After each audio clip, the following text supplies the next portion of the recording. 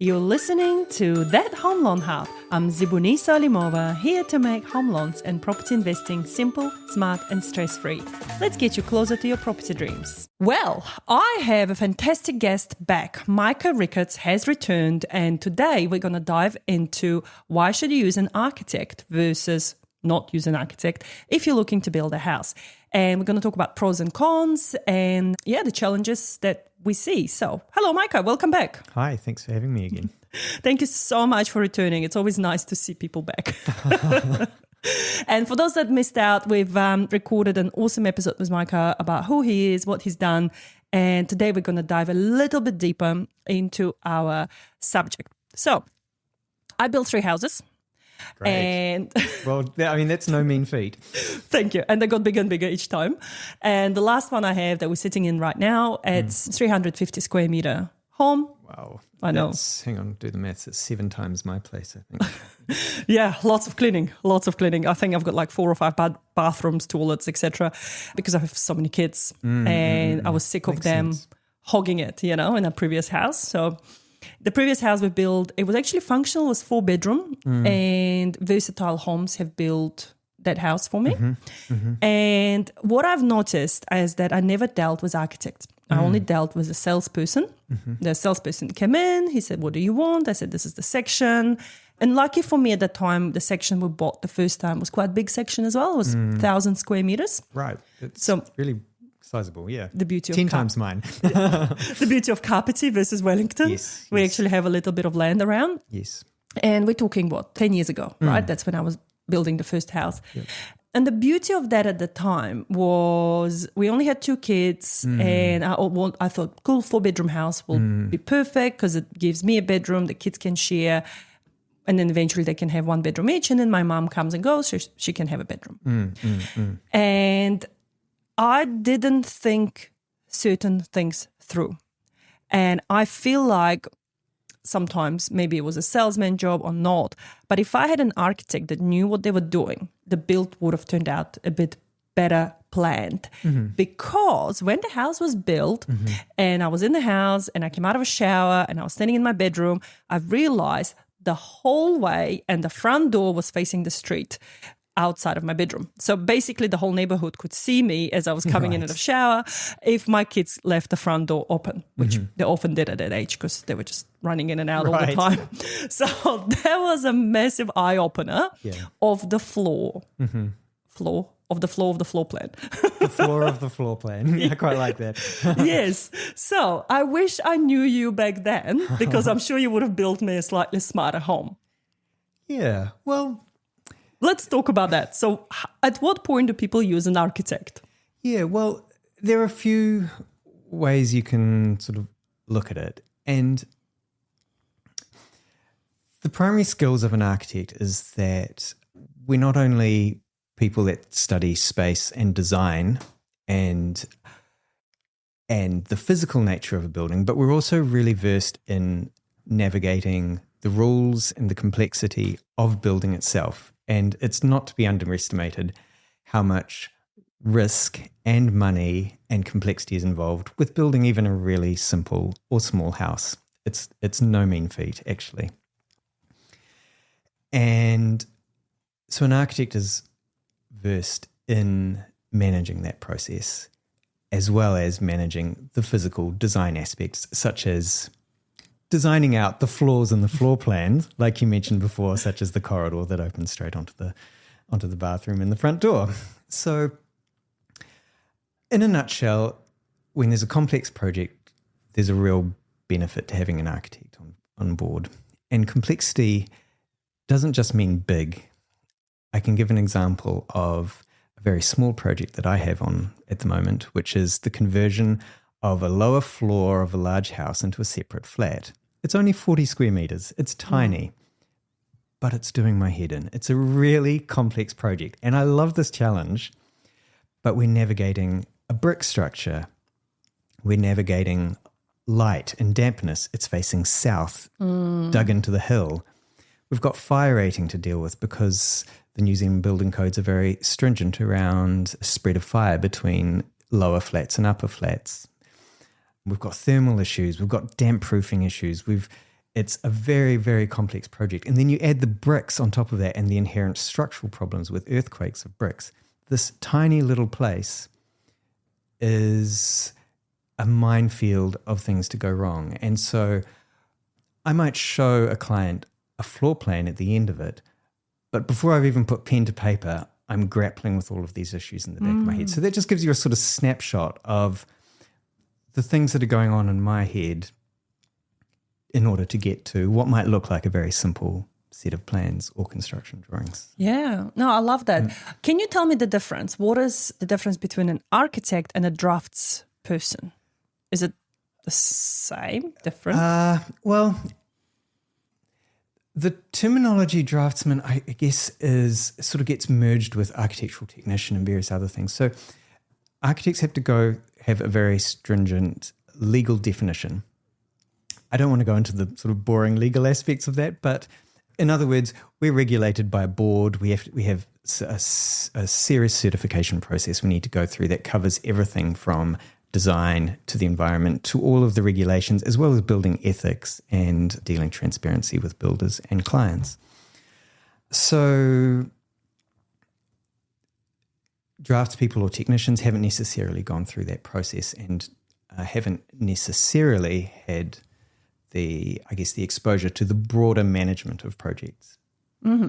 So I'm not saying that there are some incredibly talented and capable technicians and draftspeople, but I guess the terminology architect really sort of speaks to that deeper managerial formation that we've been through.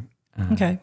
So you mentioned, as we were chatting informally before the podcast, before we hit record, it's getting a GP to do some brain surgery, and there's not to be little GPs or anything like that, and they're very good at their job, but there's a layer of complexity and in-depth, I guess, diagnosis and understanding that different layers of building require. And generally, the more complex the build, the more an architect will bring value to the table in terms of managing your stress levels, managing your risk, getting the most out of your land, building something that really works for you in the long term.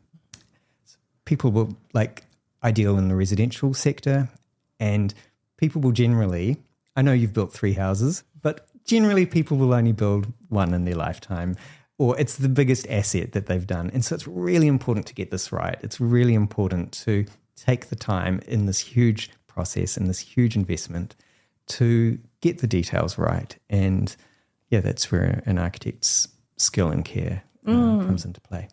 I love that. It's really interesting because you're right. Like most of the people that I know would have only built one and they this is our forever home. We're going to stay here. Or they would have hated the build process and they would have gone, this is too much stress. We don't want to go through this again. Can't be underestimated. Yeah. I had a really interesting project with a client in Westport.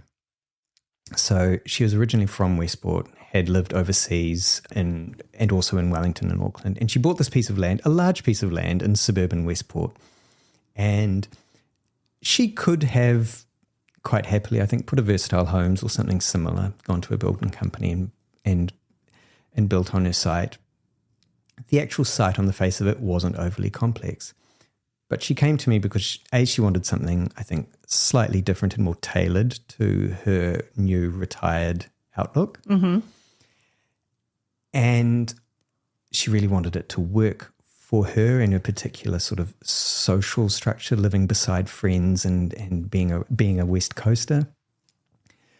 But also, Westport had floods very recently, as perhaps our listeners will remember. It's one of the most uninsurable places in New Zealand at the moment. And so we needed to make sure that when building her house, that we took into account the floodplains and built a resilient house for her. We couldn't just plop one of the standard floor plans on her site. There would be huge risks. It would be a big mistake to do so. And so we really needed to take into account these flooding issues. But also, interestingly, we raised the house up, but because they were going into retirement, we needed to be really careful. We couldn't just put stairs everywhere. We couldn't we needed to, that aspect of accessibility needed care for her as well. And so there were these two opposing factors, lifting a house, but also having good access to the land in her garden for a retired couple. So that was a real process and a real juggle. And I think we got there in the end, and we've delivered a really beautiful house that incidentally has had a bit of media coverage as well recently. So anyway, that's just a snapshot of... I love how humble you are about your work, because you are the multi-award winning architect. That's kind of you. So I'm going to introduce you from going forward. Oh, God. But it's incredible to hear for me, especially because I do insurances as well for clients, right? Okay. And for me, it's awesome to hear that architects like you are thinking about the future, because the weather is just going to get worse and worse for certain parts. And we've already seen that. And the weather events, just not going to be kind to the houses. And if you are spending so much money building something, and this is your most significant asset, you want to make sure you're future-proofing it. Yeah. So this is so awesome to hear that hopefully this lady, wouldn't have any issues going forward, and then insurance will be happy to cover her as well. Yeah. Yeah. So she has insurance. And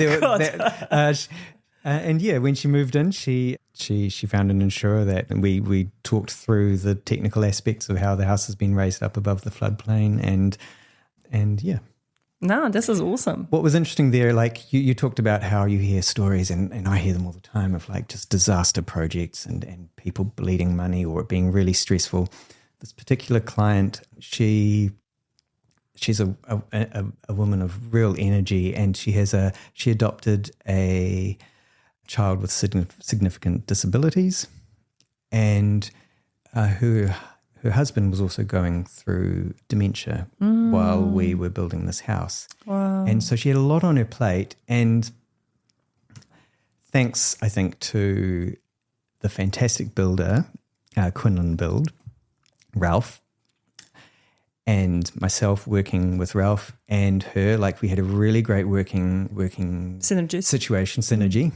And she said, the house is the least of my worries. Wow. So yeah, it doesn't have to be a stressful process. No. And I think through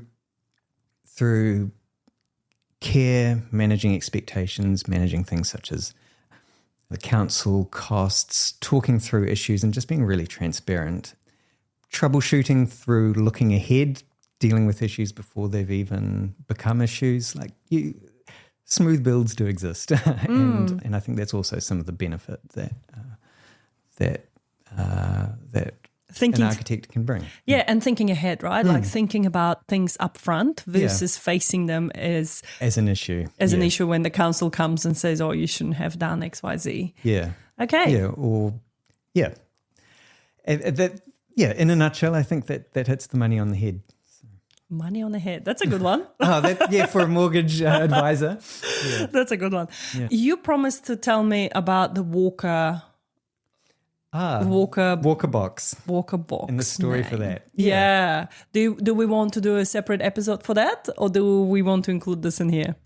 I'll give you a snapshot now, shall I? All right. Give me a snapshot. So many Wellington people will know the name Roger Walker, perhaps. I think he's an architect who did the noddy houses of the 70s with drainpipe windows, fanciful colours, crazy roofs. When you drive out to Wellington Airport just after the Mount Vic Tunnel, there is this motley noddy house on the left-hand side. It's a bunch of apartments. I think a lot of people will know it. A lot of your listeners, as they drive out, will know this place. And when I was a kid, I was given a book of his architecture. I think I was all of 12 or something like that. And it really inspired me. And I was like, look at these crazy houses with turrets and just... It was super inspiring for a child. And my dad used to actually take me out on the weekends and we'd go looking for these houses. I was so enamored with them. And we'd maybe see a turret in the trees and we'd go, I think there's one down this street. And sometimes the owners would even show us through. So here was I, this sort of wide-eyed 11, 12, 13-year-old, like looking really interested in these houses by Roger Walker. So when it came time to do my house, it wasn't explicit. I didn't set out to do a Walker house. In fact, it's actually quite different. But I can see looking back, it's got so many elements of his sort of joyful aliveness, like just threaded through it, like the staircase, the pops of colour, the finial, the way the light comes in, the quirky little bathroom with pink tiles. And so, yeah, so when we came to the end, I was like, we have to call it the Walker box. It's a box. None of Roger Walker's houses are boxes, but it's got all these background elements to it. And it's just kind of a nice way to just nod, I think, to the influence that he had on me from when I was a kid. I love this. This is beautiful. Kind of cute. Like it is really cute. Do you have a blurb about it on your website? Yeah, there is a story about how it came to be known as the Walker box. Yeah. That's awesome. On my website. I love history. Honestly, one of my favorite subjects is history, because I think if we look into the history, we learn a lot, and there is a lot we can bring into the future. Yeah, that's so true. And one of the phrases I came across recently, I was reading Nigel Latta's book, the latest book he's done before he passed away, unfortunately. Yeah. And he put in there that all the good thoughts have already been thunk. Right. And that's the truth in a way. Like all the great things have already been done. It's just how we take them and then how we redo them. And it's our experiences from both when we were young and getting older that shape these in just different ways, and in some ways create something new. I love it. That's a really cool story. Thank you so much, Micah. Nice. I would love to learn a little bit around AI and how AI is affecting your industry. Great. Okay. Yes. And you're going to come back. We can come back and we can talk about this. Absolutely. Awesome. Guys, thank you so much for listening in. And if you are curious about Micah, head over to our previous episode and also to his website where you can contact him. He works with clients from all over New Zealand. So don't worry if you're not in Wellington. Thank you so much. Thank you, Zebuniso. See you soon. Brilliant. Bye. And that's a wrap on That Home Loan Hub. Don't forget to hit subscribe and join me next time for more property tips and tricks. Your next smart move starts here.